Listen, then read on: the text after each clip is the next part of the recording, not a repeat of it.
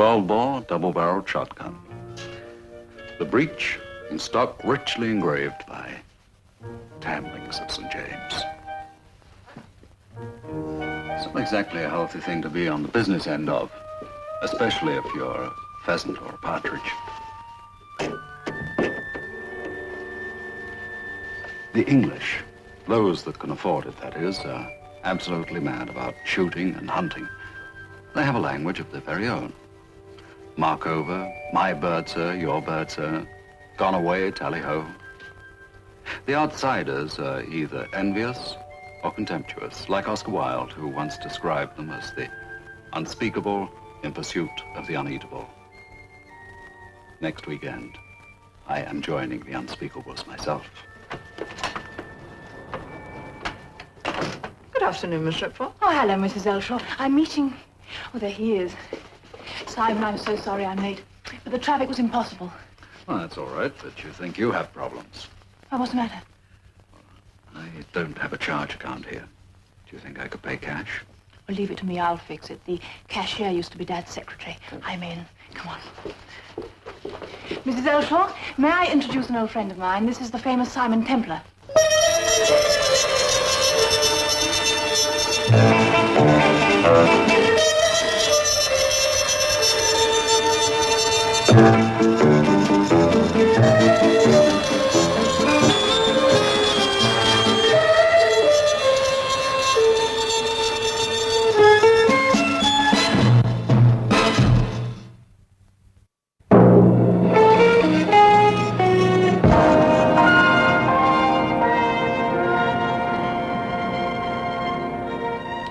Yes, I think you'll find this gun eminently suitable, sir. Thank you. Oh, Mrs. Ellshaw, excuse me, will you? Will you put that back in the window, Certainly, please? sir. Come.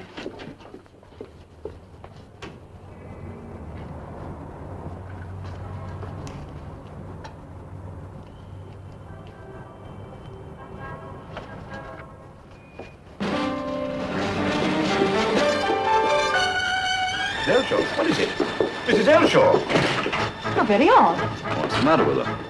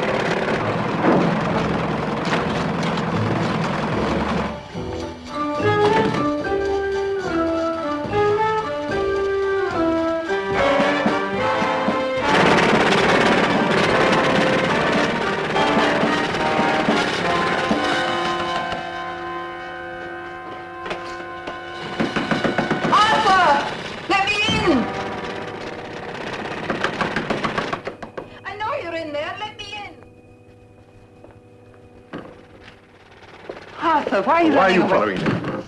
What do you want?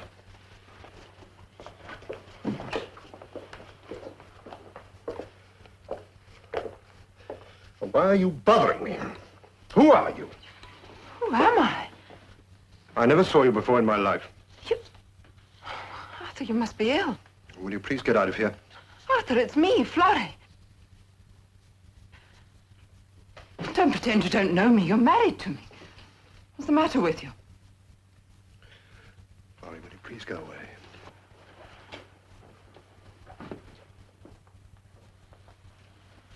You living here? Yes, Why? I can't explain. You've got to. For 6 months, I believed you were in Canada. Oh, believe what you like. Now, will you please go? Are the police after you? No, And what's wrong? nothing. You're hiding from somebody. Look, Florrie, if you'll just leave me alone, if you'll just forget you ever saw me, I'll give you £20. Now, take it. Arthur, I love you. Do you understand that? Maybe we weren't always happy, but I married you, and you have to tell me what this is all about. I can't. I can't tell you any more. I'm going to the police. Oh, Florrie, please don't. Please trust me. Don't go to the police. Don't tell anybody you've seen me. Don't even mention my name. Oh, Florrie, promise me.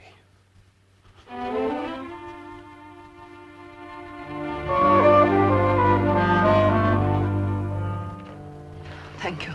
There's something terribly wrong, Mr. Templar. Hmm? And first he actually pretended not to know me. Why would he do that? I know what you're thinking. He was tired of being married to me. Well, perhaps he was. But if that's true, why couldn't he just have left me? Why pretend he's in Canada? Why hide in an empty house here in London? Empty? I mean, there's no proper furniture in it. Only a camp bed and a couple of wooden crates. Evidently he eats there. I saw a hot plate and a kettle. Keeps a blanket over the window. Almost as if he was afraid somebody was watching him. Mr. Templar, I had to come to see you. I promised Arthur I wouldn't go to the police. Why, has he ever been arrested? Yes. He served 3 years in prison, long before we were married. What for? Theft. It was his second offense. Mr. Templar, please help me. Arthur's not bad, not really. I know he used to drink and gamble, but well, they're just symptoms of something. He's unhappy. Afraid of life somehow. Mrs. Ellshaw, where is this house? 11 Duchess Place. Would you like me to go around and try and talk to him? Would you? I don't know what good it will do, but we'll try. You'll let me know right away. As soon as I've talked to him. Thank you. I can't tell you how grateful I am. You don't have to. Goodbye, Miss Ripwell. Give my regards to your father. Yes. I'll show Mrs. Ellshaw out. Thank you, Anne. Goodbye. Mrs. Ellshaw.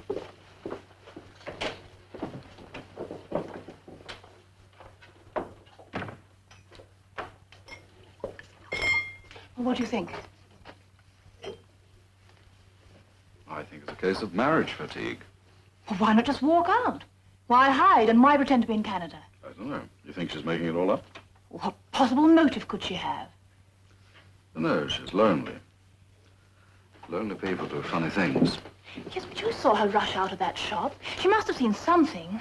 Besides, she was Dad's secretary for 2 years. She was always very level-headed and reliable. I liked her. Simon, let's help her.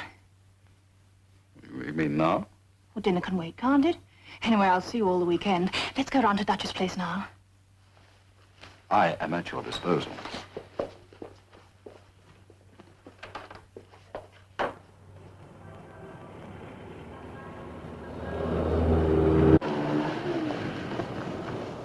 Do you ring the bell and introduce yourself? Seems a reasonable way to start. Come on.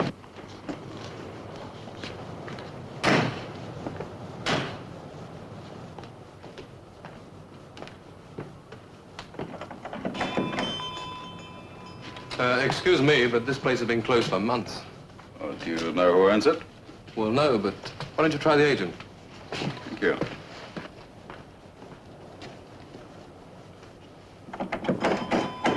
Well, there's nobody here. Yes, you wait here. I'll go around the back, see if I can get in the window. Simon, do you think you should? Well, I am trying to break the habit.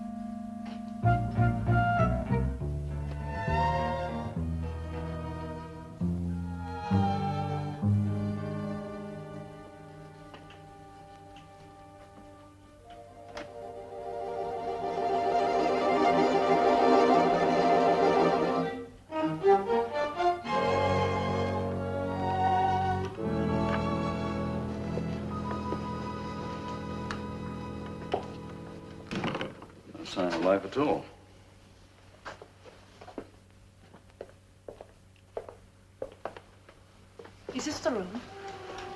as the one she described, except there's no blanket on the window.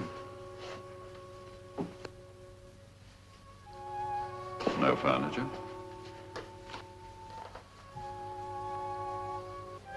No camp bed. Nothing. No.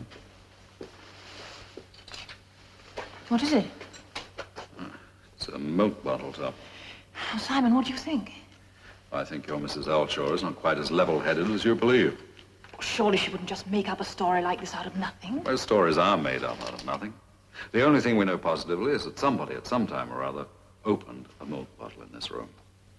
And that's a pretty lousy reason for missing a good dinner.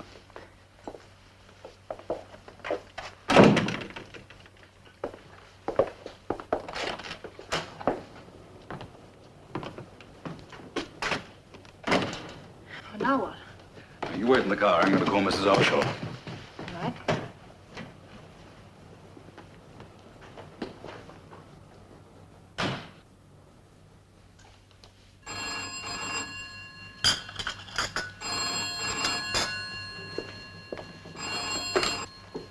Hello? Yes, this is Mrs. Ellshaw. Empty, Mrs. Ellshaw. No furniture, no camp cot, nothing. Mr. Templar, I'm not making this up. I swear I'm not. I saw him, I tell you. And there's something else. After I left your place, there was a man following me. Mrs. Ellshaw, was it your husband? Ever since I saw Arthur, I've had the feeling I've been watched. I see. All right, Mrs. Ellshaw. Miss Ripwell and I'll stop by in a moment. Goodbye.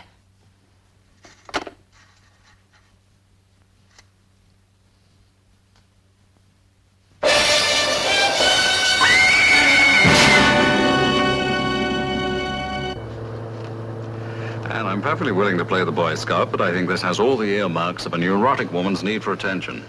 Well, I find it hard to believe. Well, ask the police. It happens all the time. People are always confessing to crimes they never committed. And last week there was something in the paper about an old boy who said the Russians were spying on him from the dome of St. Paul's Cathedral. Well, we don't have to stay long.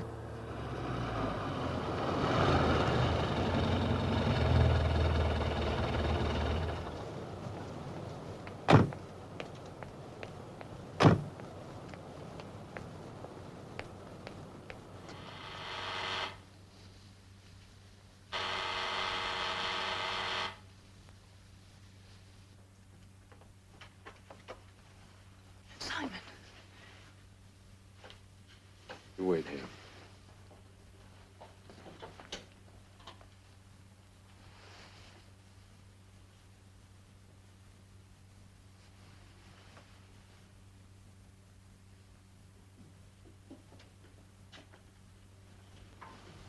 You all right?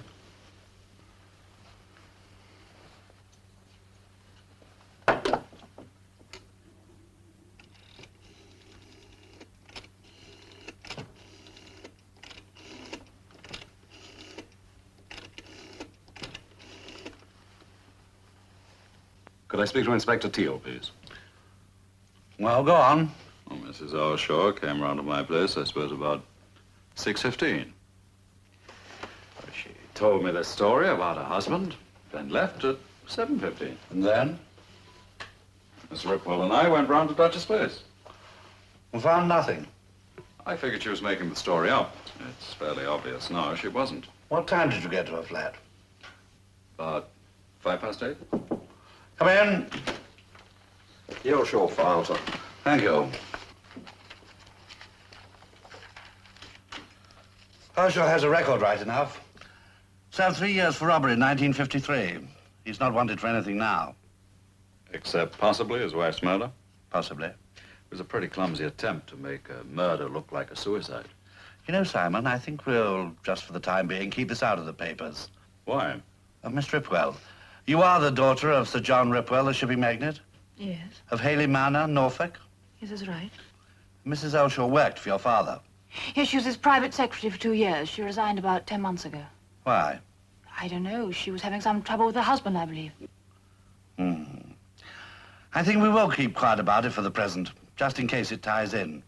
Give our man a false sense of security. Claude, what are you getting at? Miss Ripwell, I presume your father told you.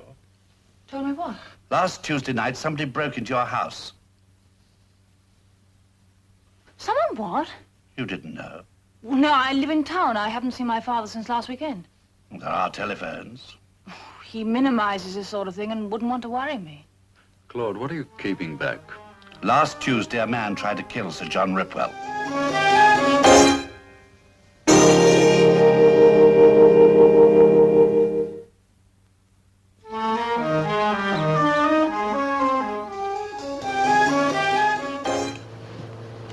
What are you thinking about? Your father. Why wouldn't he have told you about that attempt on his life? Oh, Dad's like that. He doesn't believe in sharing his troubles or crying on other people's shoulders. Besides, he wasn't hurt or anything. Typically British. Who else is going to be there this weekend? My brother Ken and Hugo Mayer. Mayor. Who's your father's partner? Mm-hmm. He's vice chairman of Ripwell's, the master company. Anybody else? Oh, he's Martin Eyelock, Dad's secretary. Mrs. Ellshaw's successor. That's right. What's the next driveway on the left? The natives are hostile. Well, they're probably out on the moors. Dad's absolutely crazy about shooting.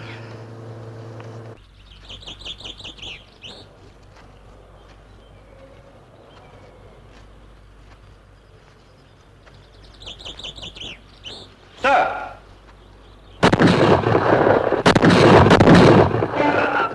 Sir John! Sir John!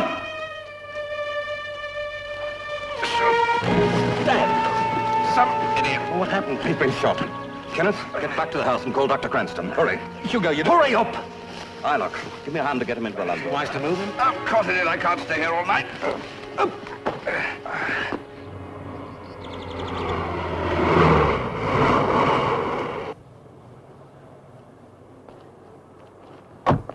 Oh, Mr. Templar's in the front guest room. Yes, Miss Anne. Well, I certainly wouldn't like to lay the rates on this. Anne! What is it? There's been an accident. Oh, what happened? It's Dad. What? He's been shot. Well, how bad is it? I don't know. Oh, but how? I'm not sure. We were all spread out. Martin was over to the right, Hugo was behind, and I... Dr. Cranston, it's Kenneth Ripwell speaking. Can you come over right away? There's been an accident. My father's been shot.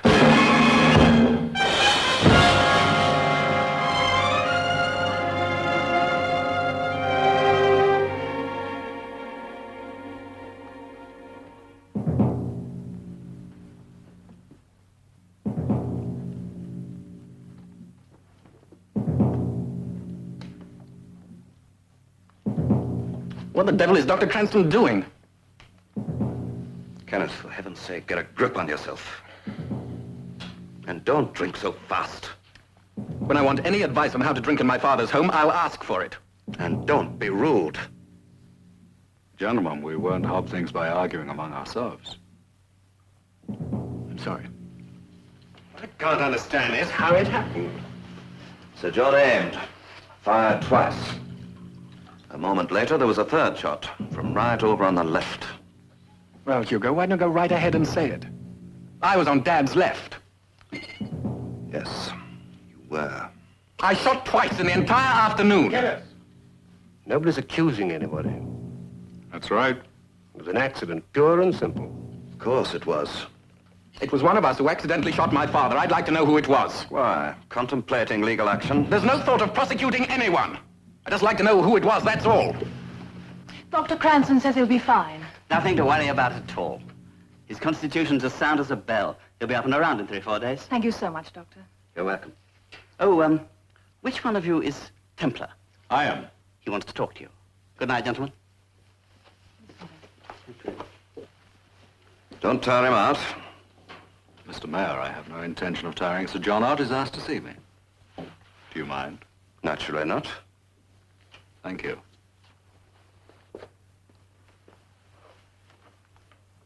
By the way, Eyelock, what about that meeting with the Kinglake group on Monday? Oh, that'll have to be postponed. That's impossible. Well, I'd suggest you talk to Sir John about it. He's still in charge, you know. I'm not suggesting he isn't. Aren't you? No. Good. Wouldn't do to be premature, would it?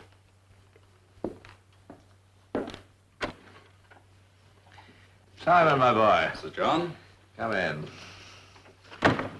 This is a blasted nuisance. I'm most frightfully sorry. Oh, it's hardly your fault. No, but I hate greeting guests like this. How are you? Oh, I'm fine. What's more to the point is how are you? It's only a scratch, not worth talking about. Sit down. Thanks.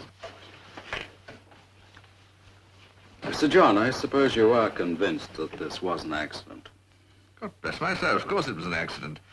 You're not seriously suggesting that somebody shot at me deliberately? Yes, I am. What utter rot. Is it?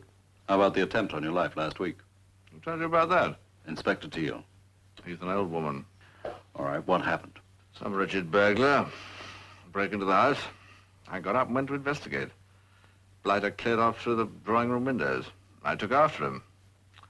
Halfway down the drive, he turned and took a shot at me. He missed me by a mile. But I nipped straight back into the house.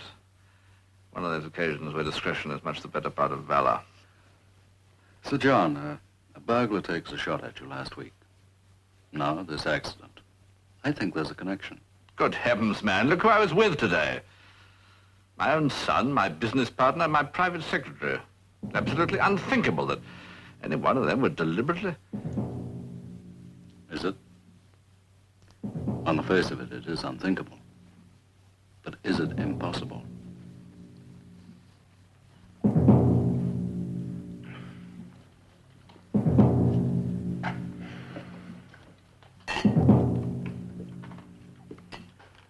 Where is everybody? Well, I'm seeing about dinner. The mayor's in the library, telephoning London. Templar's still with your father. Martin, why is Templar here? Well, because Anne invited him. Are you certain that's the reason? Of course. Oh, I'm not. Oh, Ken, stop it. Pull yourself together. Martin, I can't stand much more of this. All this hiding, it's driving me crazy. You're drunk. No, if I didn't drink... Ken, why can't you just forget it? You're safe, understand? Every time I hear a ring at the door, I wonder if it's the police. Martin, it's driving me out of my mind. I'd rather be dead than carry on like this. There is no connection between what happened and Templar's being in this house. You're safe, Ken. Well, I'm the only one who knows. You can trust me, can't you? Yes, sir. I know that. Without you, I don't know what I would have done. Am I interrupting something?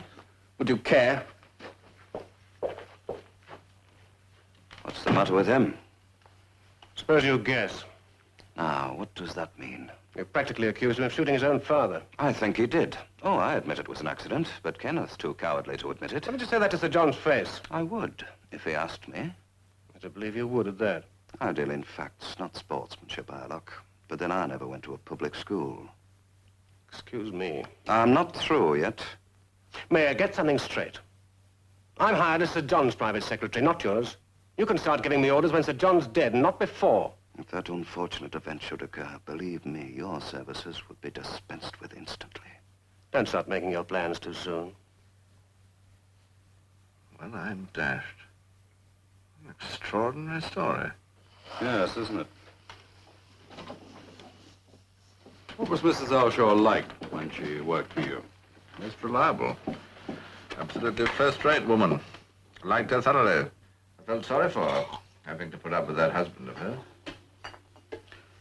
Can you think of any possible motivation Ellshaw might have for murdering you? Certainly not. I merely tried to be a little considerate of his wife. And he was jealous? Good heavens, no. Sir John, I'm sorry to have to tell you.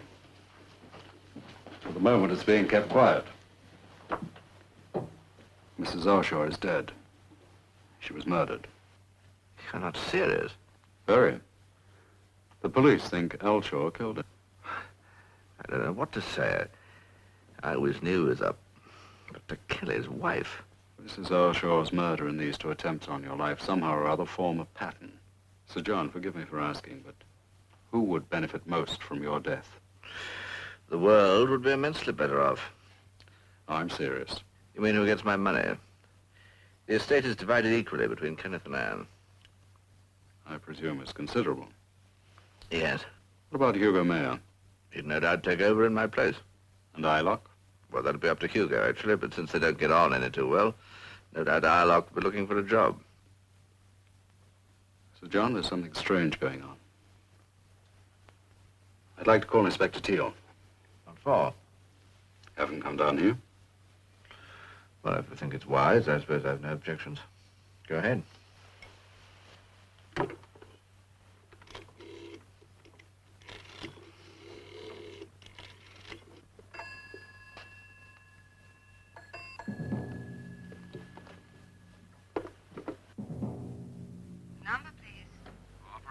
to place a personal call to London to Chief Inspector Claude Eustace Teal, Scotland Yard, Whitehall 1212. Your number, please? Kenneth, dinner will be in 40 minutes, so... Oh, what's the matter? Why did you invite Templar down here? Because I wanted to. Why, what's wrong? Everything.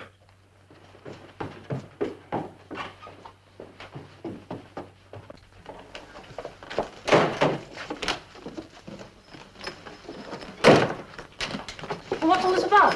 You could have knocked. Do I have to? Where are you going? London. Why? I want to. Ken, what's wrong? Your friend Templar is a police spy. He's not just down here for the shooting, nor is he interested in your pretty blue eyes. Ken, are you in trouble? Oh, when am I not in trouble? What have you done? What does it matter? Tell me. And face it, I'm a total failure. I'm no good at business, I'm no good at sport. Everything Dad wants me to do, I hate. I got sent down from Oxford. I've never even held a decent job. Oh, what's the use of talking about it? Well, does that help? Some people say it doesn't, but they're wrong. It saves me from going out of my mind. And I'm no good. I drink, I gamble, have a vile temper, and what's worse, Say it. No. Say it! I'm a murderer, if you really want to know the truth. In plain, simple English, I've taken the life of another human being.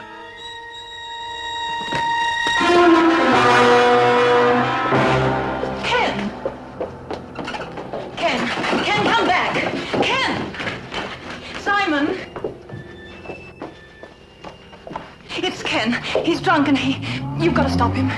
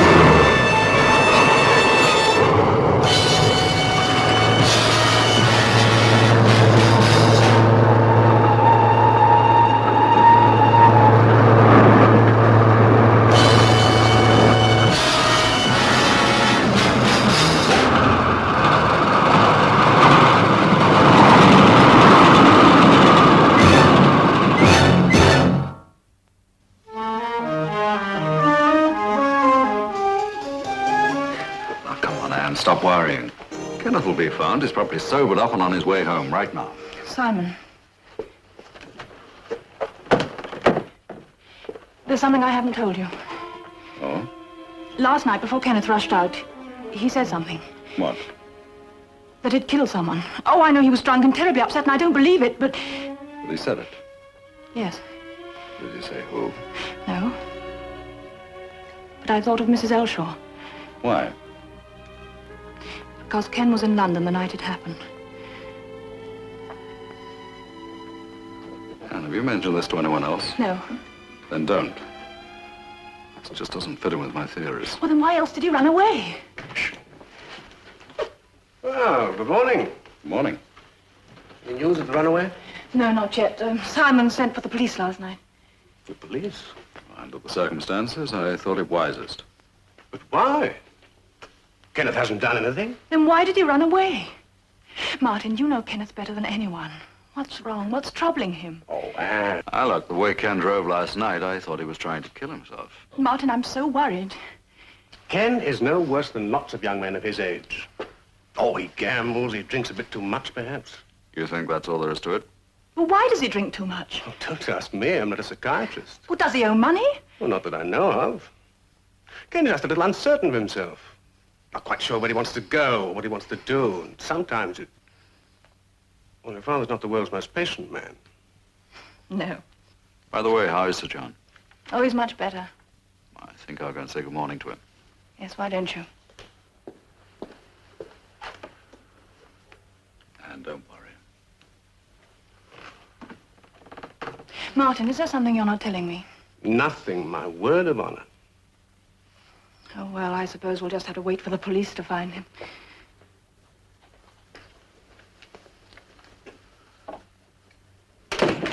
Oh, I thought the doctor ordered you to stay in bed.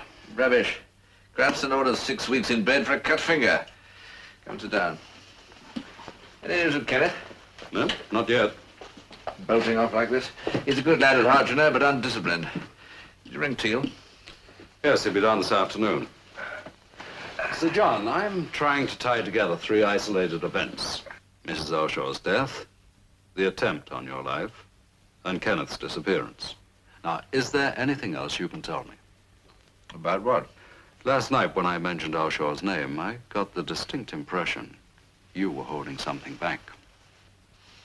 Don't miss much, do you? Then there is more. Lost his shoulder. Yes, there is. Come on.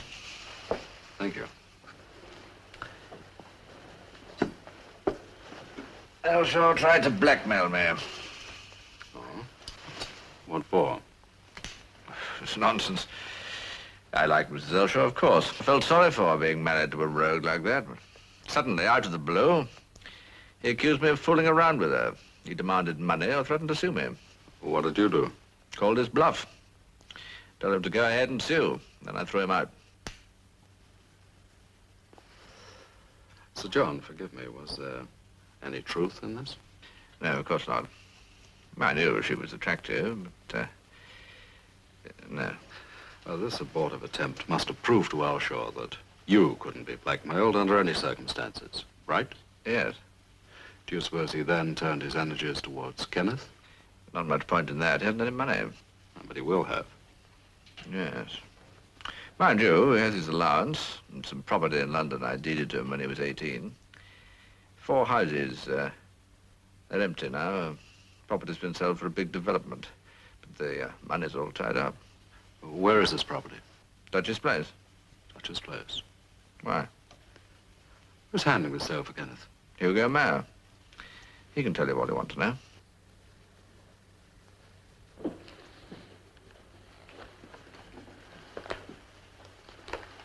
Hello there, Mayor.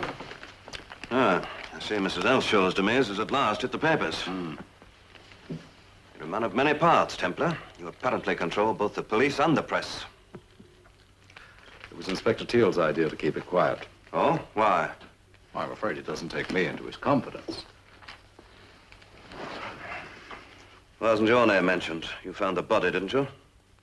How did you know? You told Sir John. Sir John told me. Mayor, have you been down to Duchess Place lately? To where? Duchess Place. Young Kenneth owns some property there, doesn't he? Yes. Why? Are they vacant? Yes. They're to be torn down shortly. They form part of a larger property that's going to be demolished for flats.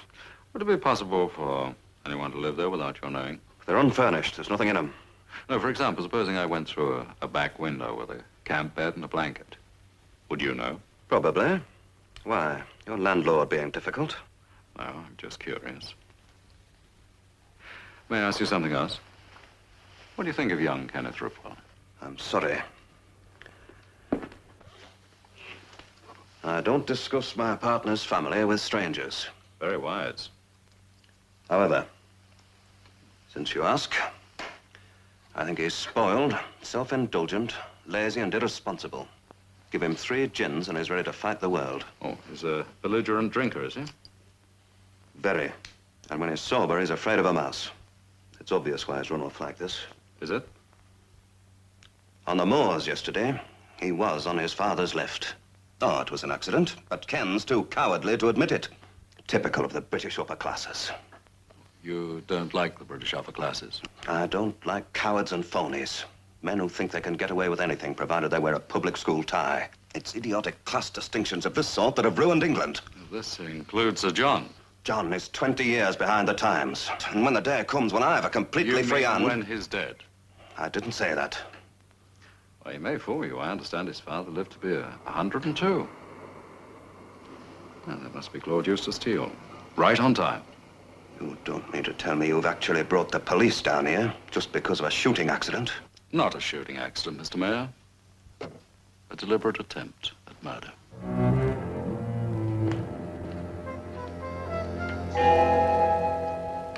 Oh, Claude Eustace. The bloodhound of the yard. Hello, Simon. What's the matter? You don't look very happy to see me. I'm bursting with happiness. I know you have a genuine Boy Scout ambition to do me a good turn. So before I start talking to people, perhaps you'll tell me what's going on in this house. Yes, well, why don't we go up to my room? I don't think we'll be disturbed there. Look, for heaven's sake. You comfortable, sir? No, but pillows won't help. Stop acting like Florence Nightingale. Sorry, Sir John. Well, Inspector, having heard the story, have you got any theories? There seems to be no connection between the attempt on your life and Mrs. Elshaw's death. I wish you'd stop referring to a shooting accident as an attempt on my life. Sir John, it wasn't an accident. Are you suggesting my son tried to kill me? No, I don't think Kenneth had anything to do with it. Then who did? That's what we're trying to find out. Now, look, for heaven's sake, pour some scotch and soda. Oh, but Dr. Cranston said... Stop quoting Dr. Cranston at me. Yes, sir. How about you, Simon? No thanks. Neil? No thanks. The way I see it, there are 4 motives that make a man a killer. Revenge, jealousy, fear, and greed. Now, Sir John's a very rich man. I think the motivation behind all of this is extortion. Now, how can the death of Mrs. Elshaw tie into an extortion attempt on Sir John? Claude, when that's figured, the case will be solved. Here we are, Sir John. Thank you.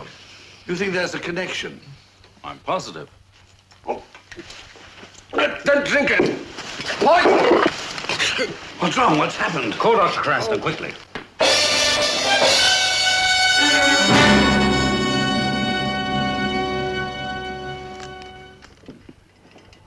Claude, that took organization and nerve. Be careful. Well, I'm touched. You really care. I don't. It's just that a lab report is more accurate than your taste buds. 10 shillings says it's arsenic. You know, Claude, now we have more than just a theory. We have a fact. Which is? You mean you don't see it? It's staring you right in the face. Then introduce me. Is Dr. Cranston finished? He didn't swallow enough to do any real damage. Inspector, what's happening in this house? We're not sure, but I've arranged for 2 of the local policemen to stay on duty all night. I put one outside, and I'd like one in your father's room. Is that really necessary? I think it necessary. Well, then you can tell him. All right. I want a word with Dr. Cranston. Excuse me. Certainly. If you wanted to get onto this estate without being seen, what would be the easiest way? Through the wood, by the outhouses. Why? A hunch tonight we're going to have a visit from an uninvited guest. Well, there you are, Robbins. You mean every time I look up from my reading, I'm to be faced with him? Sir John, there have been 2 attempts on your life. You play chess, young man. No, sir, I'm sorry, sir. Would checkers be any good, sir? Seems tonight I am to be spared nothing. How do you feel? Not too bad. A bit shaky. Well, mostly I'm frightened. I don't mind admitting it. There was sheer chance that you and Inspector Teal didn't have drinks, too. This maniac might have killed all of us. Mr. Alloc, let's go back to the first attempt on Sir John's life. Last Tuesday. Well, I was asleep. The sound of the shot woke me up. I looked out of the window and saw Sir John running towards the house. I hurried downstairs. He wasn't hurt, but he was naturally badly shaken. And we called the police. Did you see anybody else? Not a soul. Well, how about the gate near the tool house? Is it kept locked? It's kept locked, right enough. But it's only 4 feet high. A child could climb over it. I see.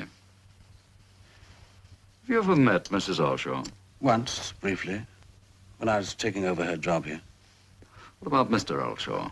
I met him, too, under rather unpleasant circumstances.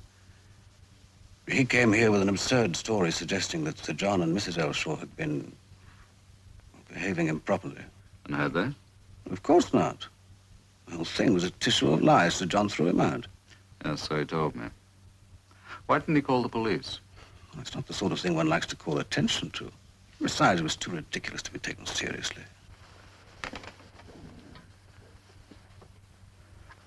Just one more thing. I know you couldn't speak frankly in front of Anne. But is there anything you can tell me about Kenneth? Is he in any sort of trouble? Kenneth's been in trouble since the day he was born. In what way? Well, Sir John's very demanding. He wants Kenneth to grow up into the perfect English gentleman. Unfortunately, the mold is a little out of date. Ever since the first day that Kenneth went to prep school, Sir John kept at him. He had to excel at everything. Kenneth lives constantly under pressure. Not just to grow up, but to grow into a carbon copy of his father.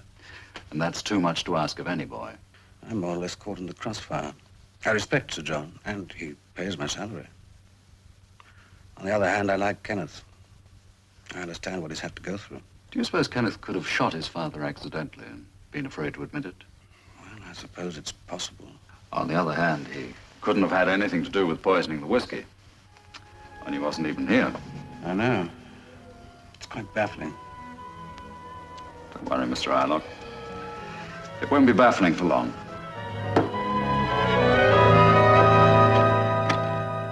But surely 2 policemen on guard are enough. Well, they don't know who to look for. I do. And this whole situation is going to come to a boil tonight. Kenneth! Hello, Anne. We've been worried sick. Dad thinks... What, did I try to kill him? Oh, no, of course not. He knows it was an accident. I shot twice yesterday afternoon. Neither shot went anywhere near Dad. Then why did you run off? What I said's true. I have killed someone. I don't believe it. Come back to give yourself up? And that's why you're here, isn't it? That's why you sent for Inspector Teal. Why don't you tell us the whole story? Well, it was a card game in London 6 months ago. I'd lost over £100 before I realized that this man was cheating. I accused him. He denied it and hit me. Well, I was terribly drunk and I went crazy. I hit him so hard, I knocked him against a radiator and fractured his skull. Who was this man? Arthur Ellshaw. Who else was there? Well, well, well. The prodigal son has returned. Hello, Hugo. What's behind all this? You're interrupting a private conversation. Am I? Well, I'd suggest, Kenneth, that you go upstairs at once and explain this ridiculous behavior to your father. No, Ken. Not a word to anybody. But I have to. You've kept quiet for 6 months. Another few hours won't matter. It seems Mr. Templar has taken charge of the entire household. Please, Ken. Don't say anything to anybody. Not yet. All right. If you think it's for the best. I do. I think it's absolutely vital.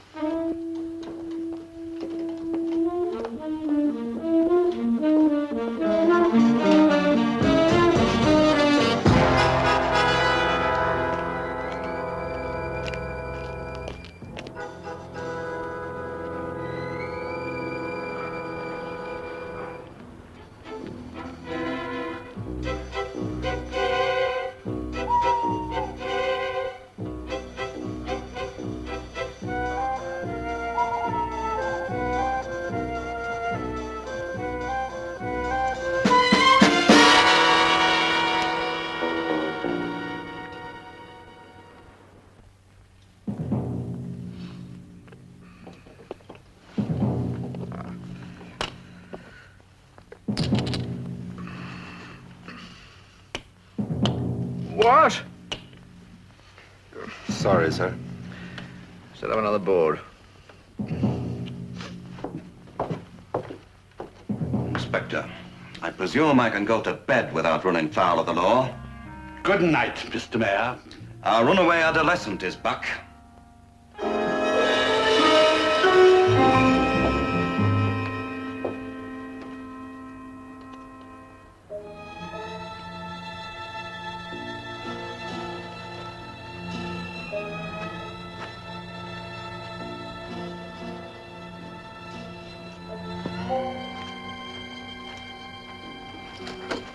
The Elusive Ellshaw, I presume.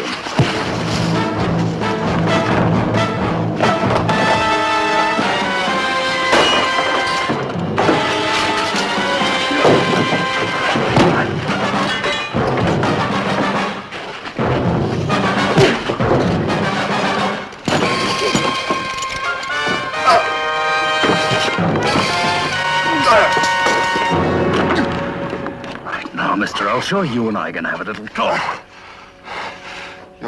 You're Templar, aren't you? That's right. Now let's have your story. I can't tell you anything. Be prepared to get very rough. There will be murder. I wonder whether it's legally possible to kill a man who's already dead. What do you mean? Why did you come here?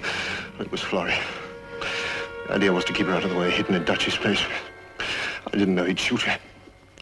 Florrie and I didn't get on, but I didn't want her dead. You're lying. I'm not. Oh, sure, you can get away with a lot of things in front of a jury, but one thing they never take kindly to is a man who kills his wife. I didn't kill her. Are you going to tell me the truth or not? Yes. Yes, I'll tell you everything. Up to me. You can come up to the house and tell Inspector Teal. Now pull yourself together. It's your chance to get off the hook. Well, young man, Inspector, I told Mr. Templar I wouldn't talk. Templar's not in charge here. I am. Well, another couple of hours won't make any difference. Then I'll make a full confession. Mr. Templar seems to think... You are, Claude. The man all the commotion's about. It is Ellshaw. That's right. The $1 million mystery. People were killed to keep. But it can't be. It is. He's dead. I know. I killed him. It's fairly obvious you didn't. 6 months, I've been in hiding. Every time there was a ring at the doorbell, I was afraid it was the police coming to... Wait a minute. Oh, I thought I heard Kenneth's voice. Why don't you come right in? You'll hear even better. Well, Claude, the party is now complete. You mean Irelock's in on this too? Right up to his stinking neck. What are you talking about? You wanted Ripple's money. So, with Ellshaw, you tried blackmailing Sir John about Elshaw's wife. When that got treated with the contempt it deserved, you looked for another way. Martin, is this true? Oh, he's raving. I haven't even started. Again, using Ellshaw, you engineered a poker party. You fed Kenneth plenty of liquor, and then Ellshaw started to cheat so openly that even though he was drunk, Kenneth realized it. There was a fight. Ellshaw was knocked out as planned, and then you sobered Kenneth up and told him Ellshaw was dead. He said he'd get rid of the body and cover up the evidence. 2 days later, he said he'd done it. And you believed him? Oh, Anne, I've done things before when I was drunk and not remembered anything. And from that moment on, you were in his power. Yes. While all the time you pretended you were his best friend. It's not true. Twice you tried to kill Sir John, so that Kenneth would inherit the money, at which point you figured on really turning the screw. You're mad. Nuts, Mr. Irelock. Kenneth is here to tell the world how you pretended you were saving him from the gallows. And Elshaw's here to confirm that you double-crossed him and then shot his wife. But why did he take poison? That was to throw us off the scent, wasn't it? Come on, Irelock, why not admit it? You're through. You think so? Oh, yes. It's true. All of it. Well, I had to kill Mrs. Ellshaw because she'd seen this stupid idiot alive. You said you wouldn't hurt her. You fool, you!